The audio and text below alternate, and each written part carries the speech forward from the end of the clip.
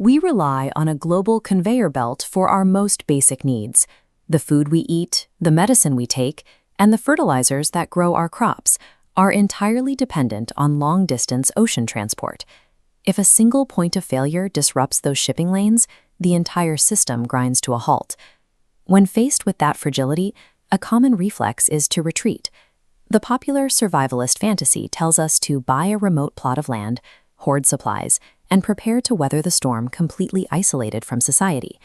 But human survival doesn't scale down to a single person. You cannot simultaneously be the farmer, the blacksmith, the tailor, and the doctor. If you are entirely alone, a single minor injury, like a sprained ankle, cascades into a complete system failure because there is no one there to pick up the slack.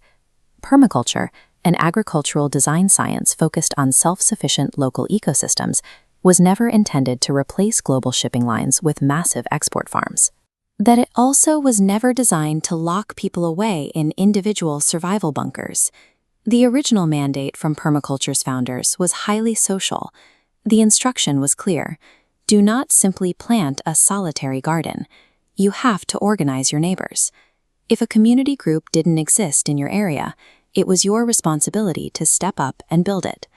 Physical survival depends on the structured, interdependent architecture of a local community working together. Building this architecture starts with a standardized framework. Organizers use a startup kit to legally register their community group as a not-for-profit, specifically aligning their name and boundaries with their local government area to ensure they have a seat at the civic table. This organizational model has to function in Sacramento, California, an environment characterized by some of the most complex zoning and bureaucratic regulations in the country.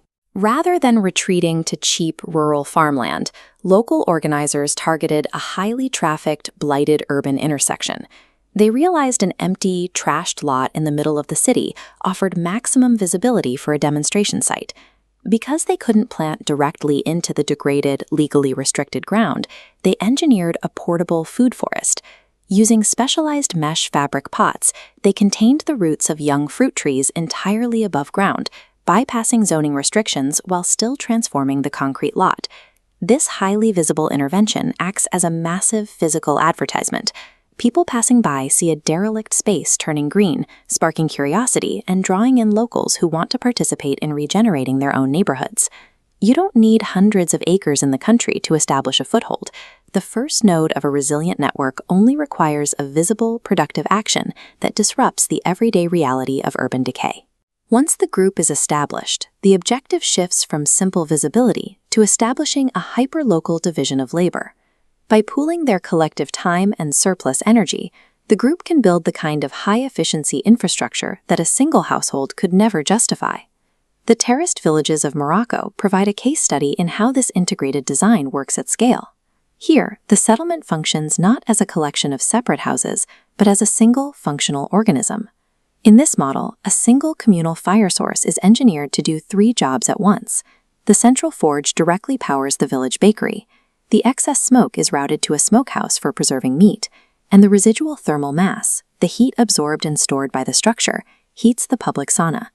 By sharing this consolidated infrastructure, villagers aren't wasting time building and fueling 3 separate fires. This integration allows individuals to meet their baseline needs with only 10 to 12 hours of labor a week, freeing them up to master a specialized skill and trade it with their neighbors. When a modern community group successfully adopts this model and grows past 100 members, it intentionally splinters. To avoid organizational chaos, they initiate a birthing cycle, spinning off new, independent chapters into neighboring towns to keep the groups tight-knit and functional. A network of highly specialized individuals actively trading their surpluses builds a robust, shock-proof system. It outperforms a disconnected collection of generalists trying to do everything themselves. As these interconnected nodes mature, they undergo a distinct evolution. They stop functioning as clubs for agricultural hobbyists and consolidate into organized political blocs capable of steering local policy. The Blue Mountains region of Australia provides a clear model of this political pivot. In one local village, an alliance of 30 different community groups, representing everyone from nursery workers to tradespeople, meets monthly. Instead of airing individual grievances, They systematically aggregate their members' needs, prioritizing macro issues like infrastructure decay and water insecurity. When this alliance approaches the local city council, they avoid presenting random complaints. They deliver a unified, itemized priority list alongside a roster of local contractors, landscapers, and laborers ready to do the work. They bring both the problem and the workforce directly to the politicians. This level of organization is the exact countermeasure needed against the fragility of the global supply chain. With artificial intelligence threatening traditional jobs and international conflicts disrupting the flow of basic goods, relying on distant shipping routes is a massive liability. A highly organized, politically communicative network of neighbors serves as the functional safety net, the one form of insurance capable of surviving a global collapse. We have built our world on a high-stakes assumption that our industrial momentum is as unsinkable as the steel hulls we once set into the Atlantic. But the elephant in the room has grown too large to ignore, moving out of our private shadows and into the center of our lives. This is the meta-crisis, the tipping point where the stories of endless growth collide with the physical limits of our planet. The Lifeboat Mini Course is your immediate, structured transition, a free 5-day journey delivered to your inbox to transform global anxiety into local resilience. Day 1 begins with an audit of the invisible, the energy and water systems you rely on every hour, yet rarely ever see.